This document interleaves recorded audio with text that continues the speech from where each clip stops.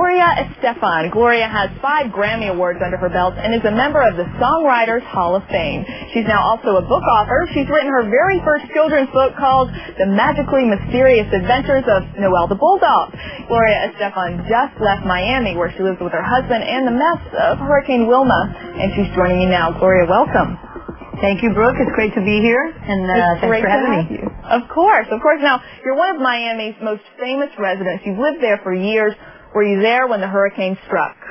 Oh, yes. I was out on the book tour, actually, and I flew back to be with my family because there was no way that I was going to be at peace knowing that they were there and I was elsewhere. And, yes, we went through it once again. And as of today, we're told it's still a mess, that the power may not be restored for many for weeks. Was it bad for you? Well, we just got our power back last night. I can't complain. I mean, we really, we lost a lot of trees like everyone in the city. And as long as we didn't lose our lives or, there wasn't more of that kind of thing, I think we can't complain. We live in an area that's very prone to that. We've seen more than our share of storms this year, so people are a bit weary, but we're good. And everybody's helping each other out. That's what we do. So it kind of puts it into perspective. And, Gloria, some people are saying those affected by Hurricane Wilma aren't getting the same attention that those impacted by Katrina and Rita did. What do you think? Is the government doing enough? Well, I think it's natural. I think every time something happens, things get watered down, and people are so tired, that it's going to take longer, and it's a natural thing. But you know what happens? Then the infrastructure might not come through, but people come through, and we all try to do our best. I know that we just got power back in one of our restaurants, and I know there's a lot of people without power, so we invited 1,000 people with children to come by and have a hot lunch there on us, and everyone is trying to do something to help out during the hurricane, and that's what we do. We help each other out, neighbors helping neighbors. Oh, how nice of you. And something else you did, you and your husband Emilio held a concert in Miami for those impacted by Katrina and Rita. It was called Miami Rocks for Relief. How did that go, and will you do more for Wilma? It went great. Queen Latifah came and helped us. A lot of people came down to Miami and helped us out. We made almost $1 million with that. And wow. Yeah, so it was great. Everybody tries to do whatever they can. I mean, I don't know if concerts keep working because, there were so many of them, but everybody's going to do whatever they can in every walk of life. I know that happens. Well, that's incredible that you did that. And something else that's incredible, this children's book. Congratulations, debuted #2 on the New York Times Children's Book bestseller list.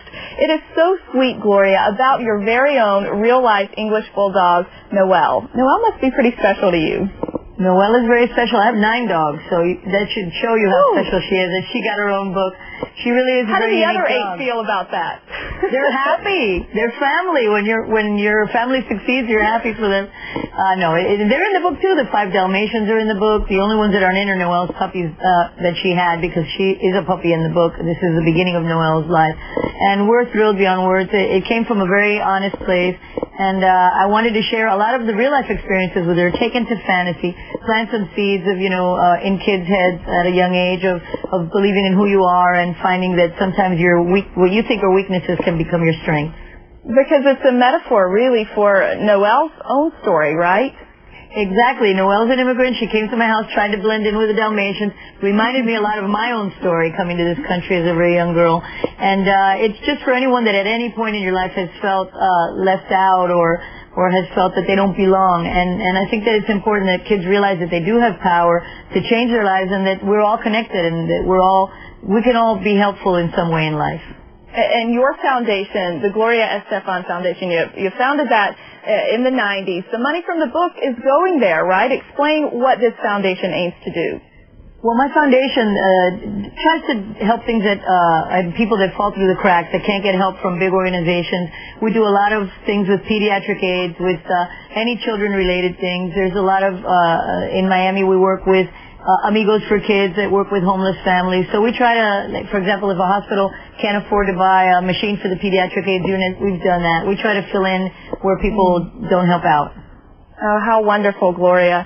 Thank you for being here, and please give my best to Noelle and the other 8 as well. I sure will. Even though I can't bring her on the road, she's with me at all the signings because we had her paw print put on a stamp. So she's stamping the books along with me.